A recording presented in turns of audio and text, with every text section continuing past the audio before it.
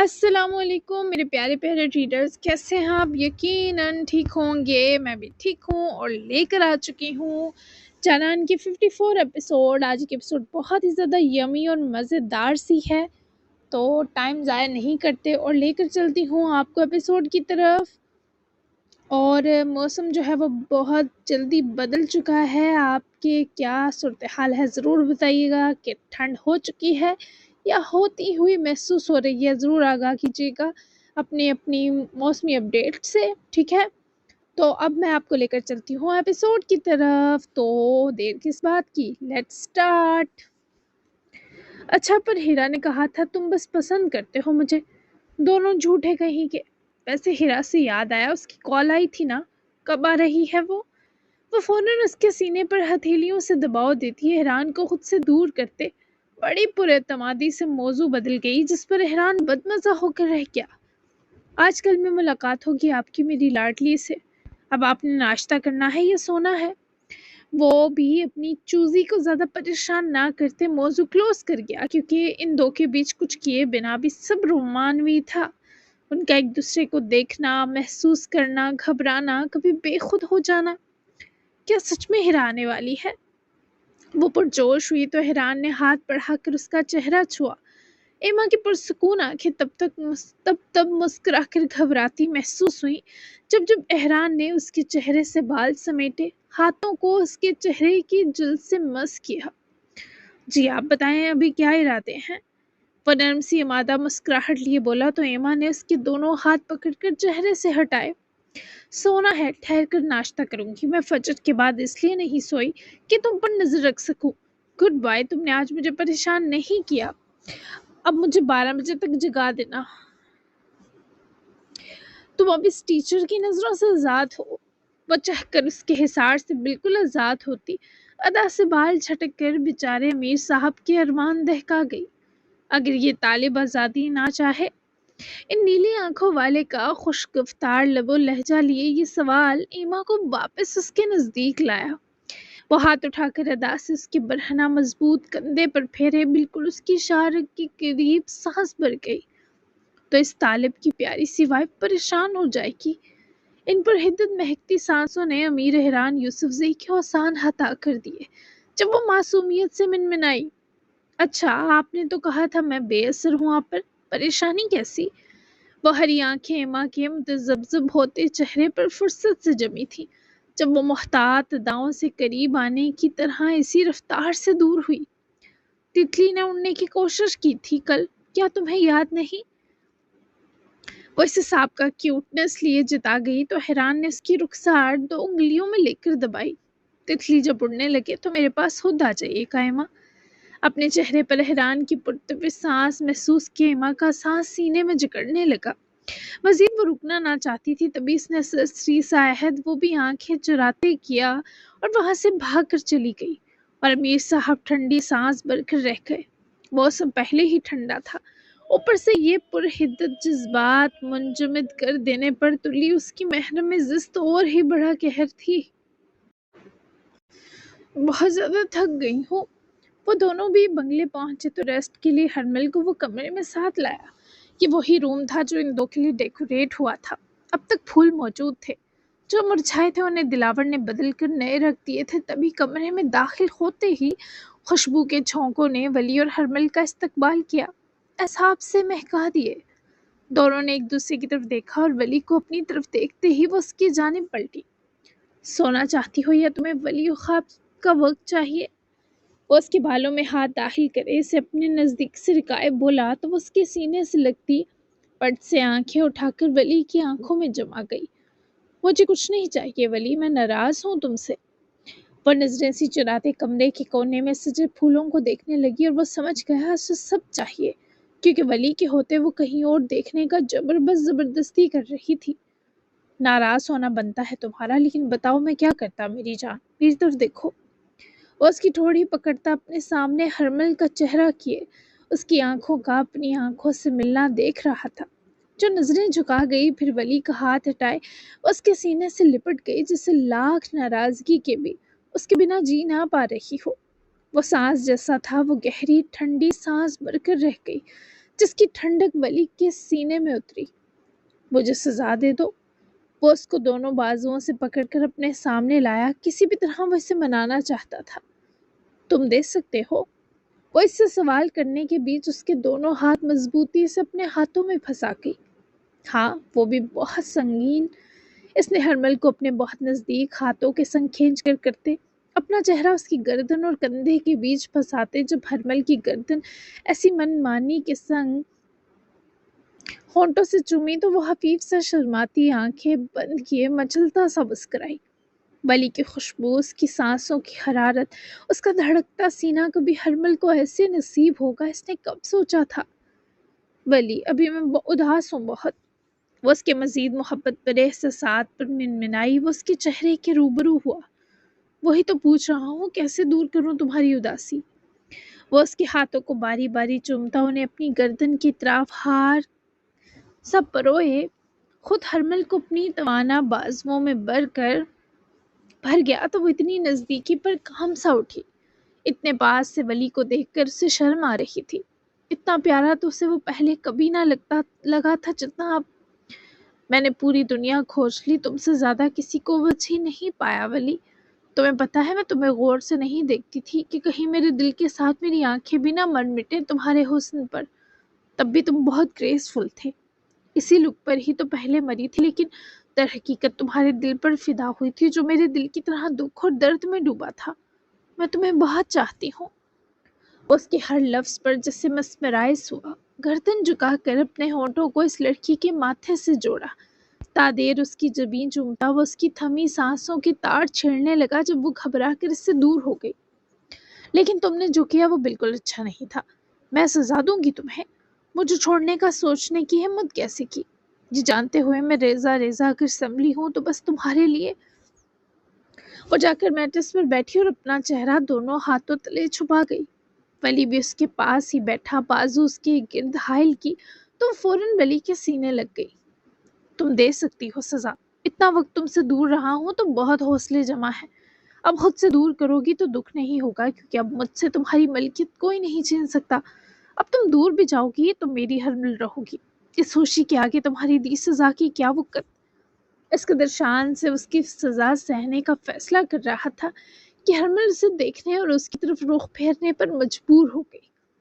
تم میرا سکون ہو ولی، وہ والہانہ محبت آنکھوں میں بھر کر بولی، اور ولی کے قریب چہرہ کرتے ہی اس کے چہرے پر ہتھیلی لگاتی دور کر گئی۔ وہ مسکرایا۔ سوئیں؟ وہ بالکل خفا نہ تھا۔ یہ دیکھ کر ہرمل نے جلدی سے سر اس بات میں ہلایا۔ میری جان۔ وہ اسے بازوؤں میں زور سے بھینچ گیا۔ وہ بھی بہت اداس تھی، لیکن یوں تھوڑا سا ولی ملا تھا تو سکون میں لگی۔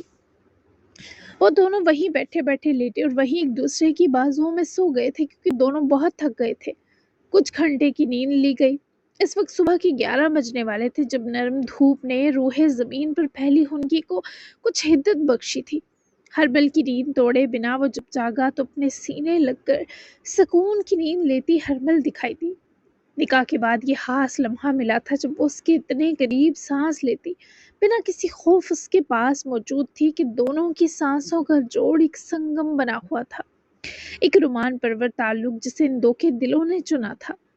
وہ مبہوت رہ گیا کہ وہ کتنی خوبصورت ہے۔ کبھی اس کی خوبصورتی پر ولی نے بھی غور ہی نہ کیا تھا۔ آج فرصت سے اس کے چہرے کے ہر نقش کو دیکھتے وہ کبھی مسکرا رہا تھا، کبھی اس کی آنکھوں میں دیوانگی اترنے لگتی، کبھی بے خودی اور کبھی سرشاری۔ وہ بہت کچھ فیس کر کے اس جگہ پہنچی تھی، بہت سے دکھ جھیل کر اسے اپنے من پسند شخص کے سینے لگ کر سکون پانے کا انعام ملا تھا۔ ولی اسے کیسے چھوڑ کر جا رہا تھا، یہ سوچ کر اسے خود پر واقعی اثر نو دکھ ہوا۔ جاسم کے ساتھ اپنے روا رکھے رویے پر تو وہ پچھتا چکا تھا، پر ہرمل نے تو حساب ہی نہ مانگا۔ وہ تو اس کے پاس آتے ہی سکون میں اترتی نیند میں ڈوب گئی تھی۔ ناراض ہو کر بھی اس نے ولی کو جھٹکنے کی گستاخی نہ کی تھی۔ وہ اپنا وجود ولی کی کثرتی بازوؤں میں چھپانے کی کوشش میں لگ رہی تھی۔ تمہاری وجہ سے میرے سارے موسم مہک گئے، مجھے معافی مانگنی چاہیے تم سے۔ اتنی ناراض ہو کہ ولی کو دور کر دیا خود سے۔ اس کے رخسار کو محبت سے چومتا اس کے قریب سے ہٹنے لگا۔ جب ہرمل نے آنکھیں کھولتے نیند میں ڈوبی نظریں ولی پر جمائیں، جس سبب وہ پھر سے اس کے قریب ہو گیا۔ تم جاگ گئی؟ وہ اس کی نیند ٹوٹنے پر پریشان ہوا تو وہ سر اس کے سینے پر رکھتی ولی کے گرد بازو زور سے لپیٹ گئی۔ مجھے تھوڑا اور سونا ہے۔ معافی کیوں مانگنی ہے تمہیں مجھ سے؟ معافی کا مطلب ہوتا ہے دوبارہ ایسا نہیں ہوگا، اور مجھے پتا ہے میرا یہ ولی نامی پٹاخہ ایسا دوبارہ بھی کرے گا، تو رہنے دو، معافی کیا تکلف کرنا۔ وہ سوئی سوئی ہو کر بھی پورے ہوش میں ولی خواب کو شرم دلانے میں کامیاب تھی، جبکہ ولی نے بھی بازو اطراف حصار لیتے اسے اپنے دل کے مزید قریب کھینچ لیا۔ اتنے پیار سے بے عزتی کون کرتا ہے؟ وہ شکوہ کی نہ ہو کر ہرمل کی نیند سے بھری آنکھوں میں خمار اور لبوں پر مسکراہٹ اتار گیا۔ ہرمل کرتی ہے ولی؟ وہ اپنے آپ پر اترائی تھی، جس سبب ولی نے ایسی ڈٹھائی کو 21 توپوں کی سلامی دی۔ ہرمل تو کمال کرتی ہے پھر۔ وہ بھی سرگوشی میں بولتے اپنے سحر اس لڑکی پر چھڑک رہا تھا جو اس کے کندھے سے ٹکی اب بس ولی کو دیکھ رہی تھی۔ اتنی اچھی نیند زندگی میں پہلی بار لی ہے میں نے۔ کیا ہم پورا دن نہیں سو سکتے؟ وہ بھی بہت زیادہ سلیپی ہو رہی تھی۔ ولی کو تو کوئی مسئلہ نہ تھا، پر ان کا دونوں ہاسپٹل جانا اہم تھا۔ تمہیں اپنے بابا کے پاس جانا ہے اور مجھے بھی جاسم کو دیکھنا ہے جا کر۔ مجھے اٹھنے دو، تم 1-2 گھنٹہ سو لو مزید، تب تک میں فریش ہو کر تمہارے لیے ناشتہ بناتا ہوں۔ کیا کھائے گی میری پھل جڑی؟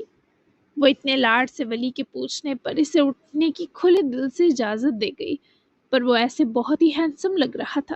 اس کے ہمیشہ سے سیٹ بال بالکل بکھرے تھے۔ وہ لڑکی اسے سیدھا سیدھا تاڑ رہی تھی۔ کوئی بہت ہاٹ لگ رہا ہے۔ وہ تکیے پر سر رکھے دونوں ہاتھ سر تلے رکھے تکیے کے نیچے دباتی پرشوق نظروں سے اپنے وجی محبوب کو دیکھتے منمنائی، تو ولی جو اس پر بلینکٹ کروا رہا تھا حفیظ سا اس کے فلرٹی انداز پر مسکایا۔ ابھی تو میں نے تمہیں تمہارے ولی کی طرح چھوا بھی نہیں تھا، لیکن اس تعریف کے بعد مجھے کچھ بدتمیزی کی اجازت مل چکی ہے۔ ولی کے زمانی انداز اور خود پر جھکنا دیکھے ہرمل کے اعصاب چٹکنے لگے۔ وہ تکیے تلے دبے ہاتھوں کو نکالتی ولی کے چہرے پر جما کر رو گئی اور خود ہنس دی۔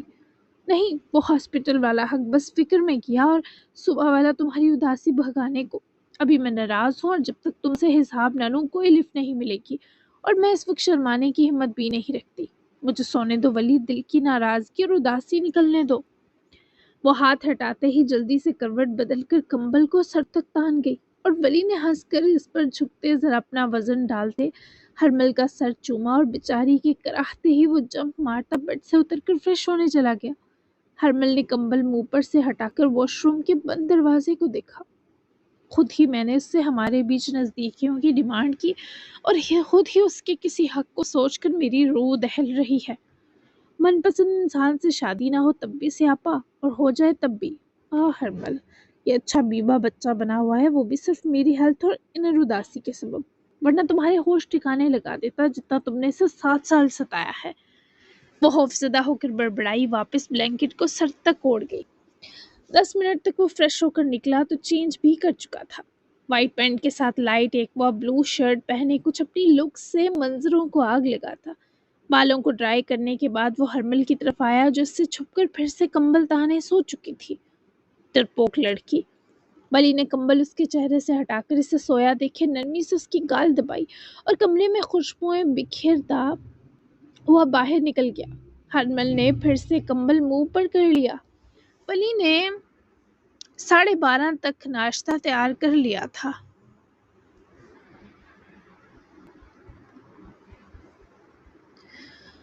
وہ بھی اٹھ گئی اور ہاتھ منہ دھو کر باہر آئی تو دلاور کی بیوی نے ناشتے کی میز پر ناشتہ بھی سارا لگا دیا تھا۔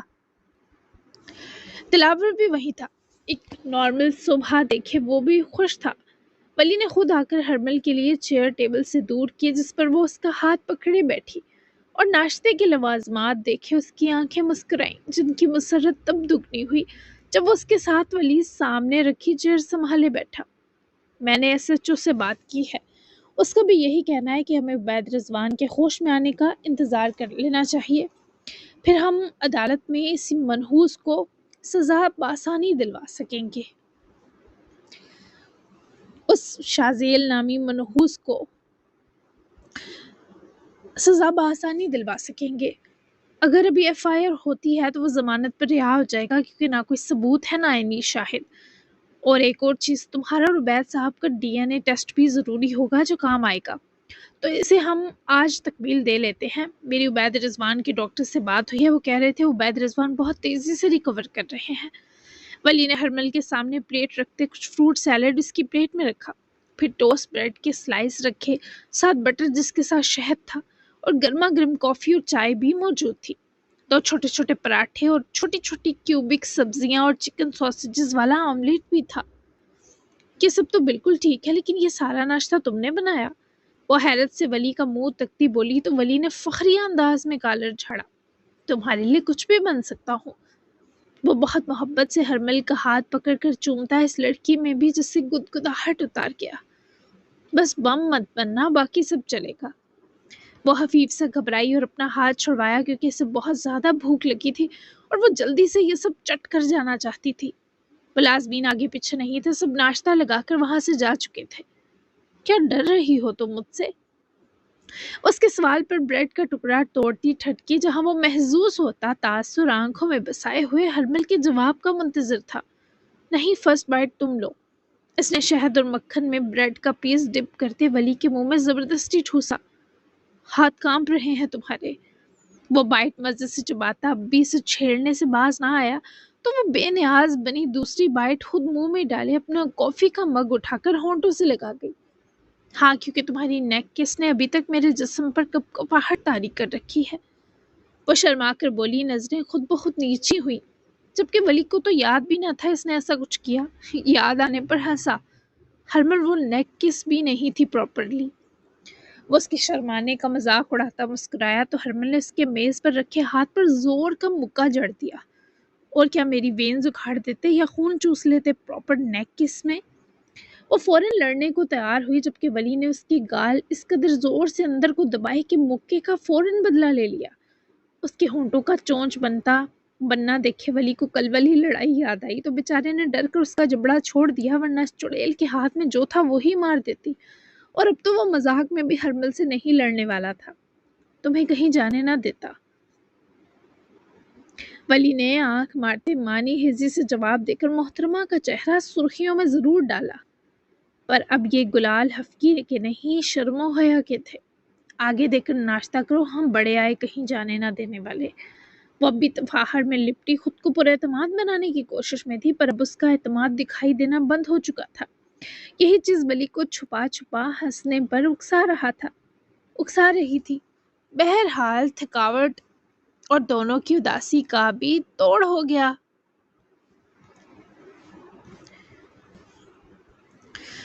وہ جب سو کر اٹھی تو فریش ہو کر چینج کیے ٹرکوزی کلر کے سمپل مگر خوبصورت سوٹ میں رخصت ہوتی صبح کو واپس کھینچ گئی۔ ایما آج مارکیٹ جانے کا سوچ رہی تھی تاکہ وہ کچھ اور ادویات بنا سکے، جیسے سردی زکام اور کھانسی کے لیے اسے کچھ دوائیں بنانے کی مشق کرنی تھی، اور ایسے وہ بزی بھی رہتی۔ ناشتہ اس نے احران کے ساتھ کیا جو سارا وقت بس ایما کو ہی دیکھتا رہا۔ احران کو یشما کا میسج مل چکا تھا اور یشما کے حوالے سے وہ مطمئن تھا۔ خوشی بھی تھی کہ اس نے گزشتہ شب یشما کے ساتھ ہو کر اسے تنہا ہونے کا احساس نہ ہونے دیا، اور کہیں نہ کہیں یشما سو بھی اسی لیے گئی تھی کہ احران کا ہونا اس کے سکون کا باعث تھا۔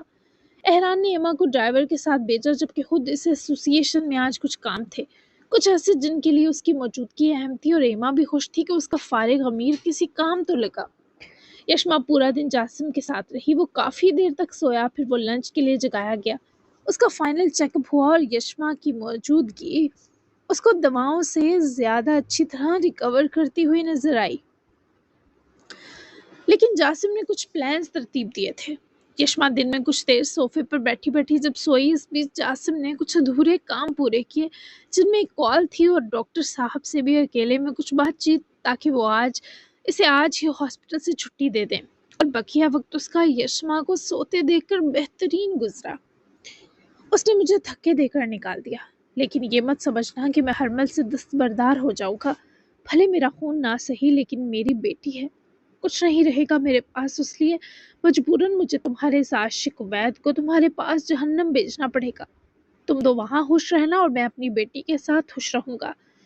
یہ ایسی ویران اور بری قبر سمجھی جاتی تھی کہ نہ کوئی پانی ڈالتا نہ پھول۔ قسمت بھی بڑی بدخواہ ہوتی ہے، کہاں لے جا کر مارتی ہے، کہاں کہاں سے گزارتی ہے۔ ایسی ہی قسمت صدف کی بھی تھی، جس نے ہمیشہ اپنی زندگی میں صرف کھویا تھا۔ ماں باپ کی وفات کے بعد تایا تائی نے اس لیے پال لیا صدف کے نام، اس کا باپ کچھ پیسہ چھوڑ گیا، لیکن جب وہ پیسہ ختم ہوا تو اپنے سگے رشتوں نے دھتکار دیا۔ وہ اپنے بل بوتے پر جی یونیورسٹی پہنچی۔ جو شخص پسند تھا وہ ٹاکسک، شرابی اور نامرد نکلا۔ پہلی ہی رات طلاق ہوئی۔ مقدر نے ایک محبت کرنے والے ہمدرد عبید تک پہنچایا۔ ہاں، وہ چند دن صدف نے واقعی جیے، عبید سے نکاح ہونے سے اس کے حاملہ ہونے تک، لیکن پھر تباہی آ گئی۔ وہ سب جائز کر کے بھی ناجائز اور بد کردار بنا کر سنسار کر دی گئی، اور اب اس کی دنیا میں موجود دونوں جانیں مشکل میں تھی۔ یہ آدمی صدف کی دنیا میں رہ چکے ان دو قیمتی اثاثوں کو بھی تکلیف پر تکلیف پہنچا رہا تھا۔ وہ صدف کی قبر کے کنارے بیٹھا خاموش تھا۔ دوپہر اب شام میں ڈھلنے لگی تھی۔ آسمان سے اترتی دھوپ میں نرمی گھل چکی تھی۔ میں ہرمل کو بتاؤں گا میں نے تم سے اور اس سے کتنا پیار کیا ہے۔ تم نے جو سزا پائی وہ مجھے دھوکہ دینے کی تھی۔ تم جانتی تھی عبید بھی تمہیں پسند کرتا ہے، تبھی تو میرے چھوڑتے ہی تم اس کے پاس چلی گئی۔ سزا تو بنتی تھی صدف، اور دیکھو میری تو پوری زندگی تباہ ہو چکی ہے۔ تمہارے حصے تمہارے شوہر اور بیٹی کی دعائیں تو ہوں گی اب، پر میرے حصے تو کچھ نہیں رہا۔ میں اپنی ہمت ختم ہونے تک ہار نہیں مانوں گا۔ اپنی تکلیف کہتا کہتا وہ اپنے آپ کو سفاک بنا کر اٹھ کھڑا ہوا۔ قبرستان کی حدود سے دور جاتے اس حالی دامن شخص کے پاس صرف سسکیاں تھیں۔ وہ کمپنی آیا تو سفیان افریدی کو دیکھنے لگا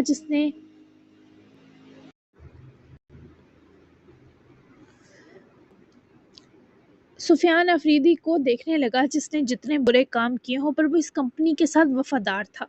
اس نے چند دنوں میں جاسم کی کمپنی کے پورے سٹاف کا اعتماد جیتا تھا۔ ویسے تو بے ادب لوگوں کو دنیا میں کوئی کامیابی نہیں ملتی، لیکن شاید یہ سفیان افریدی کی پہلی اور آخری آزمائش کا آغاز تھا۔ شازیل نے کمپنی میں کچھ نہ کیا، بس وہ اپنے آفس میں قید رہا۔ پھر اورکزئی حویلی بھی جلدی چلا گیا۔ لگ بھگ 4 بجے جب وہ حویلی پہنچا تو کچھ لوگ حویلی کے اندر داخل ہوئے تھے۔ کیا ہو رہا ہے یہاں؟ شازیل نے ان 3 لڑکوں میں سے ایک کو روک کر پوچھا۔ جاسم اورکزئی کی کال آئی تھی، ان کا روم ڈیکوریٹ کرنا ہے۔ شازیل کے ماتھے پر جیسے تیوروں کی بھرمار اتری۔ کس لیے؟ شازیل نے غیر محسوس کن خفگی سے پوچھا۔ یہ تو ہمیں نہیں پتا سر، کیا ہم جائیں؟ وہ لڑکا لا علمی کا اظہار کیے اجازت طلب ہوا تو شازیل نے چاروں ناچار اجازت دی۔ جب تک میرا ساتھ نہیں دیتے کوئی خوشی تمہیں نصیب ہونے نہیں دوں گا بھتیجے۔ شازیل نے انتقامی تیوروں سے سوچا اور حویلی کی طرف قدم بڑھائے۔ نوراب اور سدرا تو کہیں نہ تھے، البتہ اسے وارث لالا اور بابا لاؤنج میں ہی بیٹھے نظر آئے۔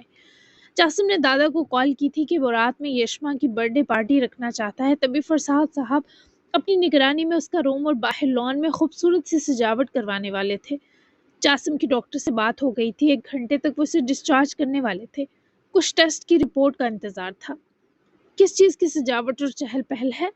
شازیل کے استفسار پر وارث اورکزئی اور فرساد صاحب دونوں متوجہ ہوئے۔ شازیل بھی ان کے سامنے آ کر صوفہ سنبھالے بیٹھا۔ یشما کی برتھ ڈے ہے تو چھوٹی سی پارٹی رکھی ہے جاسم نے، تمہیں کوئی اعتراض ہے؟ اور تم رات بھی گھر نہیں آئے، میاں کن چکروں میں ہو؟ بیٹی تو تمہاری اب اپنے شوہر کے ساتھ ہے، اور یہ ہمنا اور بچے بھی نظر نہیں آ رہے۔ فرساد صاحب نے الٹا خود ہی تفتیش شروع کی، جس سبب شازیل نظریں سی چراتا نظر آیا۔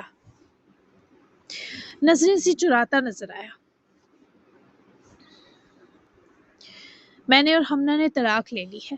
شازیل نے نہایت سکون کے سنگ دونوں کے خواصوں پر بم پھوڑا۔ فرساد اور وارث ایک دوسرے کی طرف ششدر نگاہوں سے دیکھنے لگے، جبکہ اس طلاق کا سن کر جو زیادہ دھچکا تھا وہ وارث اورکزئی کو لگا۔ کیوں اپنی منمانیاں کرنے سے منع کیا تھا نا تمہیں؟ اپنی زندگی کو جہنم بنانے والے کام پھر شروع کر دیے تم نے۔ ہرمل میں تمہاری جان بستی ہے، پر اس بیچاری کے ساتھ کون سا تم نے اچھا کیا؟ فرساد صاحب کا لہجہ ہی نہیں، اس پر آنکھیں بھی دہک گئیں، جبکہ وارث بس خاموشی سے شازیل کا چہرہ دیکھ رہے تھے۔ میں صدف کے علاوہ کسی عورت کے ساتھ نہیں رہ سکتا، یہ رشتہ بس مجبوری کا تھا۔ ہمنا کو کوئی مجھ سے زیادہ چاہتا تھا۔ میسج پڑھا تھا میں نے اس کے عاشق کا، جو اس کے دونوں بچے بھی سنبھالنے پر آمادہ تھا، تو میں نے کہا چلی جاؤ، آزاد ہو تم۔ وہ اس سکون سے اپنا کارنامہ بتا رہا تھا جیسے یہ بالکل چھوٹی سی بات ہو۔ اور بھی کچھ ہے جو تم نے چھپا رکھا ہے ہم سے؟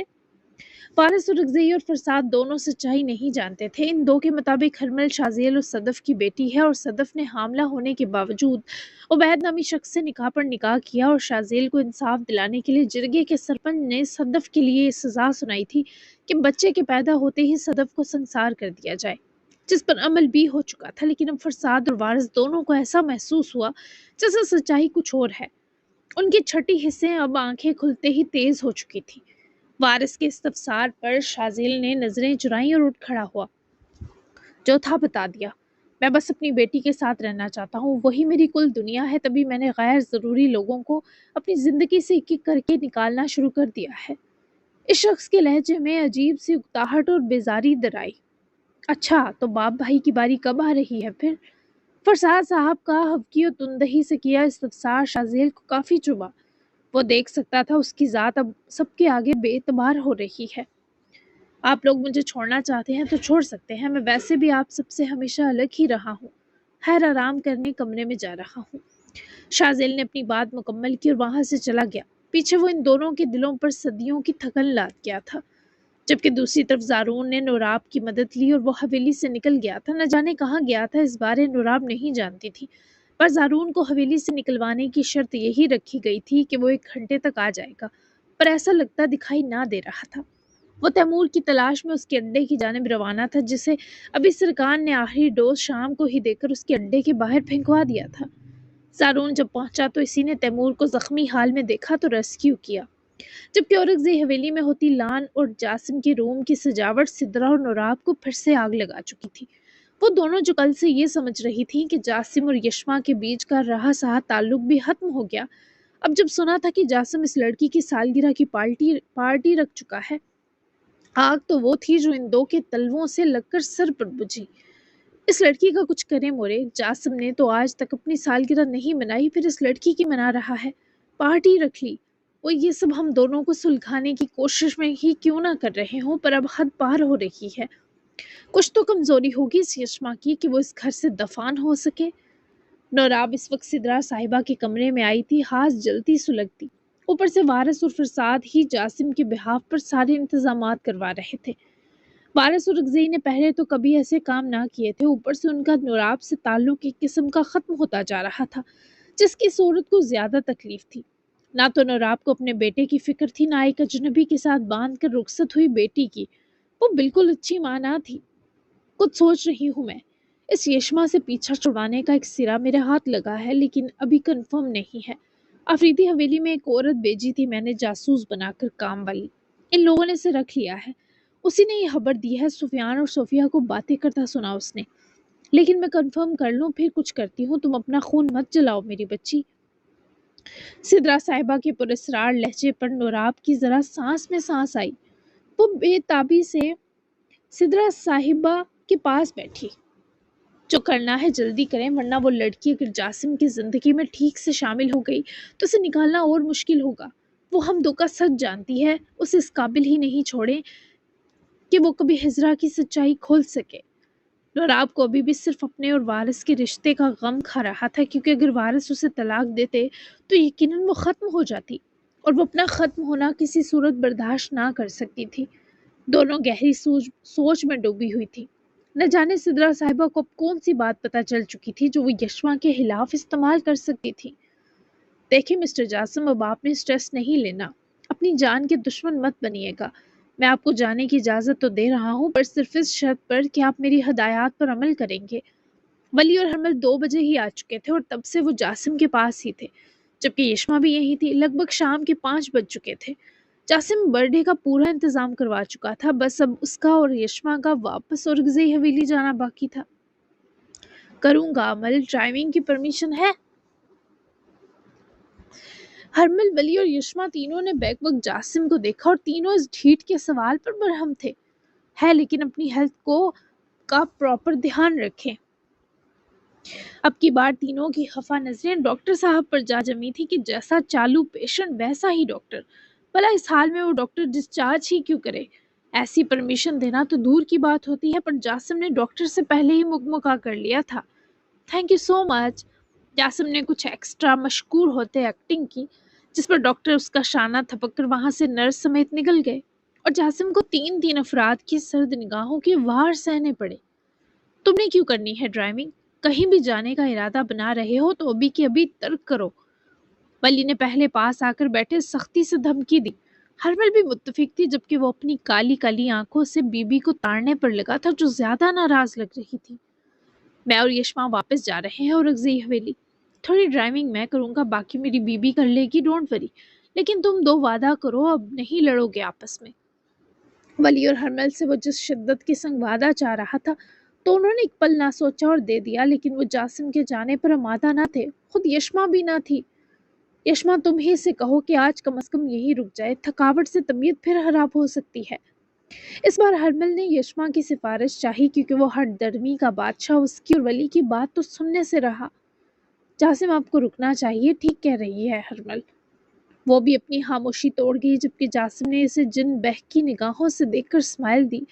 वली और हरमल की आंखों से वो निगाहें बच ना सकी और यशमा तो बोल कर पछताई। तुम सब समझ नहीं रहे, वहां मेरा रात में एक अहम पार्सल आना है जिसे मैं खुद पिक करना चाहता हूँ। बहुत जरूरी है, तो मुझे जाना होगा। तुम दो वादा करो मुझसे कि अब तुम दो की शिकायत नहीं आएगी।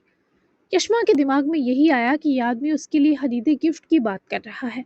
तभी तो वो और गुस्सा आया। जासिम ऐसे फजूल काम के लिए अपनी तबीयत की परवाह ना करते इतना सफर करने पर राजी था। ये दो बैठे थे, वरना अभी ही इस नमूने की क्लास लगाती। अच्छा मेरे बाप, अभी मत जाना, मैं हरमल को उसके बाबा के पास छोड़ कर आता हूँ। यशमा और तुम बंगले चले जाओ, अभी बहुत वक्त है रात में। वली ने भी अच्छा मशवरा दिया, लेकिन जासिम की गाड़ी वली ले आया था, इस वजह से उसे वहां जाने की कोई ज़रूरत महसूस ना हुई। हम 10 मिनट तक निकलेंगे वापस, तुम दो आराम से जाओ। घर गए तो फिर लेट हो जाएंगे, क्योंकि तुम तो मेरी जान नहीं छोड़ोगे लाले, इसलिए यशमा मुझे ले जाएगी, है ना? जासिम ने दोबारा से यशमा को तैश दिलाया। दुनिया जहाँ के सारे मामलात एक तरफ और जासिम का मामला एक तरफ। वली ने दोनों को देखा, क्योंकि यशमा का मूड भी वली से मुख्तलिफ ना था। ये इतना जिद्दी तो नहीं था पहले यशमा। वली ने गमजदा होते से देखा, जो खुद भी कुछ ऐसा ही सोच रही थी। हम फिर आ जाएंगे, आप दोनों भी उबैद रिजवान के पास जाएं, उनसे मैं बात करती हूँ, शायद मान जाएं आज रुकने के लिए। यशमा ने अपनी तरफ से कोशिश की, हामी तो भरी, पर जासिम तमस्खराना मुस्कुराया, क्योंकि वो यशमा की बात भी हरगिज मानने वाला नहीं था। अपना ख्याल रखना जिद्दी आदमी। हरमल ने जासिम की मुट्ठी से मुट्ठी टकराकर हाय फाई किया और वली के साथ बाहर की जानिब बढ़ी, जो जाते जाते भी सिर्फ धमकाती निगाहों से देखना ना भूला था। यशमा दोनों को बाहर तक छोड़ने आई और जब वापस पलटी, वो नर्स के रख कर जाते कपड़े उठाकर चेंज करने जा चुका था। यशमा ने उसके बाहर आने तक अपने गुस्से को बहुत मुश्किल से दबाया। जनाब वापस आए तो यशमा के तपे चेहरे को महजूज निगाहों से तकते उसी की जानिब चले आए। क्या तरीका है ये? वो सीने पर हाथ लपेटे बोली। कौन सा तरीका बीबी? जासिम इससे दुगना मासूम बना और अनजानपन की तो इंतहा न रही। गिफ्ट का पार्सल मौसूल करना इतना अहम नहीं, कोई मुलाजिम कर लेगा। आज यहीं रुकते हैं। आपको अगर वली भाई के घर नहीं रहना तो निगहबान किसी रूम में चलते हैं। 2-2.5 घंटे के सफर से आप थक जाएंगे, क्योंकि अभी आप वीक हैं। भूले मत, सुबह ही कोमा से निकले हैं। वो उसके दोनों हाथ थाम कर कदरे तासुफ से समझाते बोली, क्योंकि उसे जासिम की शदीद फिक्र लाहक थी। ऑफर तो बहुत अच्छी है, लेकिन वो गिफ्ट मैं खुद रिसीव करना चाहता हूँ, क्योंकि वो बहुत स्पेशल है। और अगर तुम्हें मेरी थकावट की फिक्र है तो तुम ड्राइव कर लेना। वो उसके हाथ अच्छे से थामे, उंगलियों में उंगलियां जकड़े, जैसे उसकी सारी फिक्रें अपने लम्स से मिटा देना चाहता था। वो नरमगी सा मुस्कुराई, पर उसकी नीली आंखों में फिक्र के बादल हनूज गालिब थे। मैं भी तो थक जाऊंगी इतनी लंबी ड्राइव करके, वो अपने लिए बोली। अपनी फिक्र का एहसास दिलाया कि यशमा में आता एक खूबसूरत बदलाव था। दिन भर की नींद ने जासिम को फ्रेश तो कर दिया, लेकिन जो रौनक उसके खूबसूरत, नफीस और ग्लोइंग चेहरे पर आई, वो कुछ अलग ही थी। चेहरे पर अब आई चेहरे पर अब आई थी, वो कुछ अलग ही थी। तो मैं तुम्हारी बाजू पैर सब दबा दूंगा। वो आंखें नचाता है इसे अपनी ऑफर्स देकर हैरान कर किया, जबकि यशमा तो मरकेबरी से ये ना करने देती। अभी तो मेरा दिल कर रहा है आपका गला दबा दूं। वो इस कमजोर करते जुमले का सहर मासूमाना गुस्सा करे खत्म कर गई। वो हंसा कि चलो, इसने यशमा पर अपना रंग भी चढ़ा दिया कि ये बीबी मरने मारने पर उतर आई है। وہ ہنستا تھا تو یشما کے لیے زندگی کا سفر مبہوت انداز میں ٹھہر جاتا تھا، جیسے اس لڑکی کے اندر سب کچھ جم جائے اور ساری توجہ اس ہنستے شخص کے گرد حائل ہو جائے۔ نہ سانس لینے کا ہوش رہے، نہ آنکھیں جھپکنے کی تمنا۔ چلو دباؤ، دیکھتا ہوں یہ ہاتھ ایسا کر سکتے ہیں یا نہیں۔ میرے مطابق یہ ہاتھ ایسا سوچ بھی نہیں سکتے بی بی۔ وہ اس کے دونوں ہاتھ اچھے سے پکڑتا، اپنی گردن کی طرف باندھتا، یشما کو خوفزدہ کرنے کی پوری کوشش میں تھا، لیکن وہ اس کی گردن دبانے سے زیادہ چھونے پر خوش تھی۔ آج تو اتنے قریب گھبرائی بھی نہیں کیونکہ وہ سراسر چیلنجنگ موڈ میں تھا۔ یشما کے ہاتھوں کا نرم گرم لمس جاسم نے خود اپنی گردن تک پہنچا کر اپنی کمزوری اس دیوانی کے ہاتھ میں تھما دی۔ جاسم کی سیاہ آنکھوں سے شرارت غائب ہوئی۔ ہاتھوں سے تھوڑا دباؤں گی گردن، میں تو آپ کی کلاس ہی اتنی بری لوں گی کہ آپ کو گردن گھٹتی محسوس ہوگی۔ اتنے اتنے اتنے ضدی ہیں آپ۔ اپنی گھبراہٹ چھپائے ہونٹوں کو ہساڑنے والی مسکراہٹ کا گلا گھونٹے وہ اپنے ہاتھ کھینچنا چاہتی تھی، پر وہ جاسم کے ہاتھوں تلے دبے تھے، ایسا ممکن نہ رہا۔ ٹنٹنا، میں نے ویسے سوچا تھا کہ پارٹی والی ایپیسوڈ ہوگی لیکن وہ آج نہیں آ سکی، اور بھی سین ہوتے ہیں تو آگے چلا جاتا ہے۔ وہ جو کل دی تھا، سنیک دیا تھا، وہ بھی انشاءاللہ کل کی ایپیسوڈ میں آئے گا، اور کل کی ایپیسوڈ واقعی پارٹی اسپیشل ہوگی اور بہت کچھ ہونے والا ہے۔ زارون اور تیمور کیا کرنے والے ہیں اب یہ بھی بہت زیادہ امپورٹنٹ ہے۔ اور دوسرا، سدرا صاحبہ کو ایسی کون سی بات پتہ چلی ہے جو وہ یشما کے خلاف استعمال کر سکتی ہیں۔ تو ملتے ہیں پھر اگلی ایپیسوڈ میں، تب تک کے لیے اللہ حافظ، دعا میں یاد رکھیے گا، بائے بائے۔